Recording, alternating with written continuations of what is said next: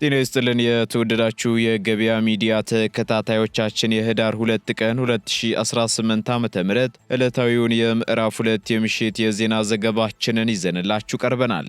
የተመረጡ ምጣኔ ሀብታዊ፣ ማህበራዊና ሌሎች አዳዲስ መረጃዎችን በዜና ዘገባችን ላይ አካተናል። አብራችሁን እንድትቆዩ እንጋብዛችኋለን። በቅድሚያም አርዕስቶችን። የትምህርት ሚኒስትሩ ለዩኒቨርሲቲዎች ጥብቅና አነጋጋሪ ማሳሰቢያ መስጠታቸው ተሰምቷል። ከዚህ ጋር ተያይዞ ከሚኒስተሩ የተሰሙ ዝርዝር ጉዳዮችን የምናጋራችሁ ይሆናል። ኑሮ ከበደኝ በማለት የአንድ ዓመት ልጇን በድንጋይ ደብድባ የገደለችው እናት ጉዳይ አነጋጋሪ ሆኗል። በዝርዝር የምትሰሙት መረጃችን ነው። በርካታ ቢሊዮን ብር የጡረታ መዋጮ መሰብሰቡ ተገለጸም። በዝርዝር ከምናጋራችሁ መረጃችን መካከል ይገኝበታል። በሳውዲ አረቢያ የስራ ዕድል ስለተፈጠረላቸው ዜጎች የተሰማ አዲስ መረጃ አለ። በዝርዝር እናጋራችኋለን። የተወደዳችሁ የገበያ ሚዲያ ተከታታዮቻችን እነዚህንና ሌሎች ኢኮኖሚያዊና ማህበራዊ መረጃዎቻችንን ይዘንላችሁ ቀርበናል። አዳዲስ እንዲሁም ትኩስ ኢኮኖሚያዊና ማህበራዊ መረጃዎቻችንን ለማግኘት ታዲያ የገበያ ሚዲያን እንድትወዳጁን እየጋበዝን በዝርዝር ወደምንመለከታቸው መረጃዎቻችን እናልፋለን። እንኳን ደስ አላችሁ! ቴምር ሪል ስቴት በጉጉት ተጠብቋቸው የነበሩትን የሳር ቤትና አቧሬ ሳይቶች ሽያጭ ጀምረናል። የዛሬ ዓመት ሳር ቤት የሸጥነው ሳይት አሁን ላይ 19ኛ ፎቅ መድረሱን እናበስራለን። አሁን ደግሞ እዛው ሳይት አጠገብ አዲስ ሳይት ባለ 2 እና 3 መኝታ አፓርትመንቶችን መሸጥ ጀምረናል። በተጨማሪ በጉጉት ተጠብቁት የነበረው አቧሬ ቤተ መንግስት ሳይት ሽያጭ ጀምረናል። ቀድመው ለሚመጡ ደንበኞቻችን ታላቅ የ35 በመቶ ቅናሽ አዘጋጅተን እየጠበቅናችሁ ነው። ባለ 2 መኝታ ከ5.7 ሚሊዮን ብር ጀምሮ፣ ባለ 3 መኝታ ከ8.5 ሚሊዮን ብር ጀምሮ ፈጥነው ይደውሉ። ለበለጠ መረጃ በ0935 40 7638 ወይም 0948 77 76 72 በቀጥታ ወይም ዋትስአፕ እንዲሁም ቴሌግራም ያገኙናል። ኑሮ ከበደኝ በማለት የአንድ ዓመት ከ6 ወር ልጇን በድንጋይ ደብድባ የገደለችው እናት በእስራት መቀጣቷ ተገለጸ። በደቡብ ምዕራብ ኢትዮጵያ ህዝቦች ክልል በጎፋ ዞን አዲዮ ወረዳ ሜራ ቀበሌ ውስጥ ግንቦት 5 ቀን 2017 ዓ.ም የአንድ ዓመት ከ6 ወር ልጇን ጭካኔ በተሞላበት ሁኔታ የገደለች ግለሰብ በእስራት መቀጣቷ ተነግሯል። ተከሳሽ ገነት መንግስቱ በዕለቱ ከጠዋቱ 2 ሰዓት አካባቢ የአንድ ዓመት ከ6 ወር ልጇን ጭካኔ በተሞላበት ሁኔታ የግድያ ወንጀል መፈጸሟን የደቡብ ምዕራብ ኢትዮጵያ ህዝቦች ክልል ፖሊስ ኮሚሽን የህዝብ ግንኙነትና ኮሚኒኬሽን ዳይሬክተር ኢንስፔክተር ደጀኔ አሰፋ ተናግረዋል። የአዲዮ ወረዳ ፖሊስ ግለሰቧን በቁጥጥር ስር በማዋል በምርመራ እንዳረጋገጠው ግለሰቧ ከምትኖርበት ሜራ ቀበሌ ወደ አዲስ አበባ ለስራ ሄዳ ባለችበት በማርገዟ ምክንያት ተመልሳ በመምጣት መንታ ሴት ልጆችን በሰላም እንደወለደችና በፍቅርና በእንክብካቤ ለ1 ዓመት ከ6 ወር ስታሳድግ መቆየቷን ገልጿል። ይሁንና የኑሮ ሁኔታ እየከበዳት ሲሄድ ከሁለቱ አንደኛዋን ለማሳደግ በማሰብ ልጇን ከተኛችበት አንስታ አቅፋ አቅራቢያዋ ወዳለ ጫካ በመውሰድ ጭንቅላቷ ላይ በድንጋይ 2 ጊዜ በመምታት ሕይወቷ እንዲያልፍ ማድረጓን ግለሰቧ ለፖሊስ በሰጠችው የእምነት ቃል አረጋግጧል።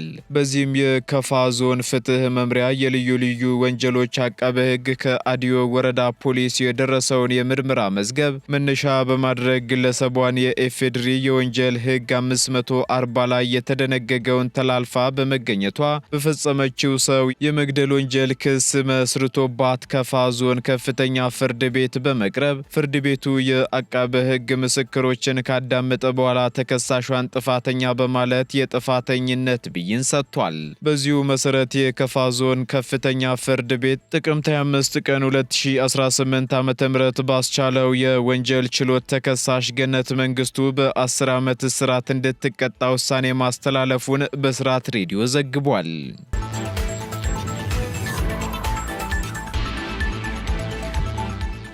ኢትዮጵያ ገለልተኛ የኢንሹራንስ ተቆጣጣሪ ባለስልጣን የላትም ተባለም። ኢትዮጵያ በምስራቅ አፍሪካ ገለልተኛ የኢንሹራንስ ተቆጣጣሪ ባለስልጣን የሌላት ብቸኛ ሀገር መሆኗ ተገልጿል። በኢትዮጵያ የኢንሹራንስ ኢንዱስትሪ ውስጥ ያሉ ችግሮችና መፍትሄዎች ላይ ያተኮረ የውይይት መድረክ በዛሬው ዕለት የተካሄደ ሲሆን መድረኩን የኢትዮጵያ መድን ሰጪዎች ማህበርና ኤፍኤስዲ ኢትዮጵያ በጋራ በመሆን አዘጋጅተውታል ተብሏል። በመድረኩ የኢትዮጵያ ኢንሹራንስ ኢንዱስትሪ ብዙ ችግሮች እንዳሉበት የተነሳ ሲሆን የሌሎች ሀገራት ባለሙያዎች ተሞክሯቸውን ለማካፈል መገኘታቸውም ተገልጿል። በአሁኑ ሰዓት 19 የኢንሹራንስ ኩባንያዎች እንዳሉ የኢትዮጵያ መድን ሰጪዎች ማህበር ፕሬዝዳንት ያሬድ ሞላ የገለጹ ሲሆን እነዚህ ኩባንያዎች እንዴት ማደግና መበልጸግ ይችላሉ የሚለውን አጀንዳ ከመንግስት እንደሚጠበቅ ጠቁመዋል። ይህም በዋናነት እንደ ችግር የሚነሳ ስለመሆኑ ተናግረው ከዚህ በተጨማሪም ገለልተኛ የኢንሹራንስ ተቆጣጣሪ ባለስልጣን አለመቋቋሙ ተጠቃሽ መሆኑን አንስተዋል። ፕሬዝዳንቱ የኢንሹራንስ ኢንዱስትሪው ራሱን ችሎ የሚተዳደር ከሆነ ፈጣን እድገት እንዲኖረው ከፍተኛ አስተዋጽኦ እንዳለው ጠቁመው ይህም በጥናት የተረጋገጠና በሌሎች ሀገራት ተሞክሮ መታየቱንም ገልጸዋል።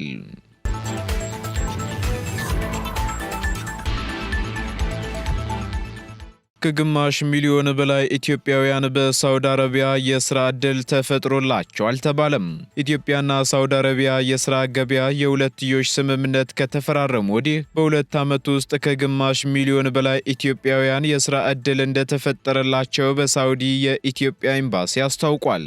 ሁለቱ ሀገራት ዘመን ተሻጋሪ ግንኙነታቸውንና መልክዓ ምድራዊ ቅርበታቸውን በመጠቀም ለሁለንተናዊ እድገት በጋራ በመስራት ላይ እንደሚገኙ በሳውዲ አረቢያ የኢትዮጵያ አምባሳደር የሆኑት ዶክተር ሙክታር ከድር ተናግረዋል።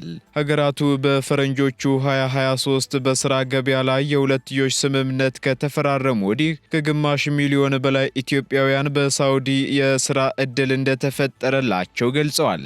በሌላ በኩል ህጋዊ ባልሆነ መንገድ የሚደረገውን ፍልሰት ለመቀነስና ከባለድርሻ አካላት ጋር ለመወያየት መልካም ዕድል የሚፈጥር መሆኑን ገልጸዋል።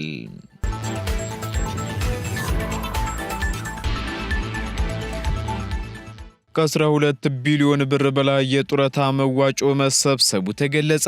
የግል ድርጅት ሰራተኞች ማህበራዊ ዋስትና አስተዳደር በ2018 በጀት ዓመት በመጀመሪያው ሩብ ዓመት 12.5 ቢሊዮን ብር የጡረታ መዋጮ መሰብሰቡን አስታውቋል። አስተዳደሩ ይህን ያስታወቀው የ2018 የመጀመሪያው ሩብ ዓመት የእቅድ አፈጻጸሙን የአስተዳደሩ የሥራ አመራር ቦርድ፣ የዋና መስሪያ ቤትና የዲስትሪክት ኃላፊዎች በተገኙ በገመገመበት ወቅት ነው። አስተዳደሩ በመጀመሪያው ሩብ ዓመት 12.5 ቢሊዮን ብር የጡረታ መዋጮ የሰበሰበ ሲሆን 1897 ባለሙያዎች የአባል ውሳኔና ክፍያ እንዲያገኙ መደረጉንም አስታውቋል። በተጨማሪም 8944 ድርጅቶችንና 62217 ሰራተኞችን መመዝገቡና በሩብ ዓመቱ የጡረታ ፈንዱን ኢንቨስትመንት ላይ በመዋል ከ4.9 ቢሊዮን ብር በላይ ትርፍ ማግኘት እንደተቻለም ተገልጿል። ድርጅቶች ለሁሉም ሰራተኞቻቸው የጡረታ መዋጮ እየከፈሉ ስለመሆናቸው ደግሞ በሩብ ዓመቱ 4024 ድርጅቶችን ኦዲት ማድረግ የተቻለ ሲሆን ኦዲት ከተደረጉና ውዝፍ የጡረታ መዋጮ ዕዳ ካለባቸው ድርጅቶች በሕግ አስገዳጅነት ከ253 ሚሊዮን ብር በላይ ወደ ጡረታ ፈንዱ ገቢ መደረጉንም በሪፖርቱ ተመላክቷል። በሌላ በኩል አስተዳደሩ በዚህ ሩብ ዓመት የሰበሰበው የጡረታ መዋጮ ከዚህ በፊት በተመሳሳይ ወቅቶች ከተሰበሰበው ብልጫ ያለው መሆኑ የተጠቆመ ሲሆን ለዚህም ከተለያዩ ባለድርሻ ተቋማት ጋር በቅንጅት መሰራቱ ዋነኛ ምክንያት መሆኑ ተገልጿል።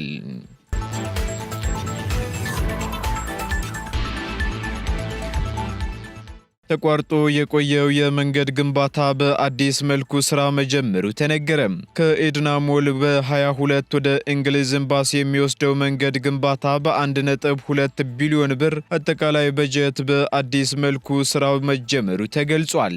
ከእንግሊዝ ኤምባሲ ወደ 22 እና ኤድና ሞል የሚሄደው መንገድ ካሁን ቀደም ከዓለም ባንክ በተገኘ በጀት ተጀምሮ እንደነበር ያስታወሱት የአዲስ አበባ መንገዶች ባለስልጣን የህዝብ ግንኙነት ኃላፊ አቶ ኢያሱ ሰለሞን የወሰን ማስከበርን ጨምሮ በተለያዩ ምክንያቶች ተቋርጦ እንደቆየ ተናግረዋል። አሁን ላይ ነባር መንገዱን በማንሳት ግንባታውን በአዲስ መልክ ተጀምሯል ያሉም ሲሆን በአጠቃላይ የመንገዱ ፕሮጀክት 3.4 ኪሎ ሜትር ርዝማኔ እንዳለውም ገልጸዋል። 1.4 ኪሎ ሜትር ያህሉን የግንባታ ስራ በቻይና ኮንስትራክሽን ኮርፖሬሽን እንዲሁም ከኤድና ሞል እስከ 22 ያለው በከተማ አስተዳደሩ እየተሰራ ነው ያሉት ኃላፊው የመንገድ ግንባታ ለግንባታው 1.2 ቢሊዮን ብር አጠቃላይ በጀት የተያዘለትና የኢንፎርሜሽን ቴክኖሎጂ ሰርቪስን ባካተተ መልኩ እየተገነባ ስለመሆኑ ተናግረዋል። አቶ እያሱ አክለውም ከፍተኛ የትራፊክ ፍሰት ያለበት መንገድ መሆኑን ገልጸው ለረጅም ጊዜያት ካለምንም ጥገና እስካሁን በመቆየቱ ህብረተሰቡ ከፍተኛ ቅሬታ ከሚያነሳባቸው መንገዶች መካከል እንደነበር አስታውሰዋል። አሁን ላይ ወደ 400 ሜትር በሚሆነው የመንገዱ ክፍል ላይ የፍሳሽ ማስወገጃ ቀበራና የቁፋሮ ስራው ተጀምሯል ያሉም ሲሆን በዘንድሮ ዓመት መንገዱን ሙሉ በሙሉ አጠናቆ ለህዝብ ክፍት ለማድረግ በትኩረት እየተሰራ ነው ማለታቸውን መናኸሪያ ሬዲዮ ዘግቧል።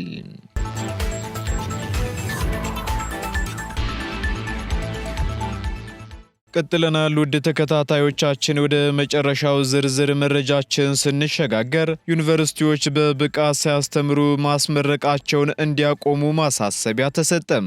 ዩኒቨርሲቲዎች በለብ ለብ እያስተማሩ ማስመረቃቸውን እንዲያቆሙና ስኬታቸው የሚለካውም ደግሞ ባስመረቁት ተማሪ ብዛት ሳይሆን በተማሪዎቻቸው ብቃት ሊሆን እንደሚገባ የትምህርት ሚኒስተሩ ፕሮፌሰር ብርሃኑ ነጋ አሳስበዋል። ሚኒስተሩ ይህን ያሳሰቡት ደግሞ 34ኛ የትምህርት ጉባኤን በንግግር በከፈቱበት ወቅት ነው። በከፍተኛ የትምህርት ተቋማት ላይ በተደረገ ምልከታ ትምህርት ማስተማር ያልጀመሩ ዩኒቨርሲቲዎች አሉ ያሉት ሚኒስትሩ የዩኒቨርሲቲዎች የጥራት መለኪያ የሚሆነው በየዓመቱ በሚያስመርቁት የተማሪ ብዛት ሳይሆን በሚፈጥሩት ተወዳዳሪ የሰው ኃይል ብቻ ነው ብለዋል። ኢትዮጵያ አሁን ላይ ቴክኖሎጂዎችን ከሌሎች ሀገራት እየቀዳች ነው። ይህ ጥሩ ነው። ነገር ግን ከወዲሁ ማሰብ ያለብን እስከ መቼ ነው የምንቀዳው ሲሉ ጠቁመዋል። የተማረ የሰው ኃይል ለማፍራትና ተወዳዳሪ ባለሙያ ለመፍጠር ከፈለግን ጥራት ያለው ትምህርት መስጠት አለብን።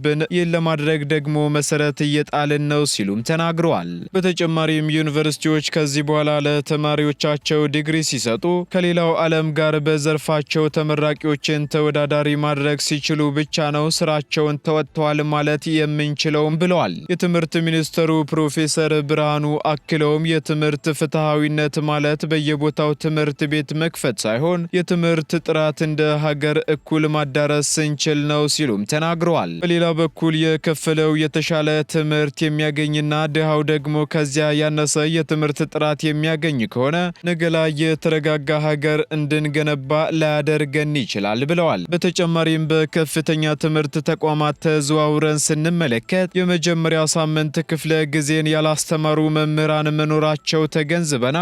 ዩኒቨርሲቲዎች ይህንን መቆጣጠርና ማስተካከል አለባቸው ሲሉም አሳስበዋል።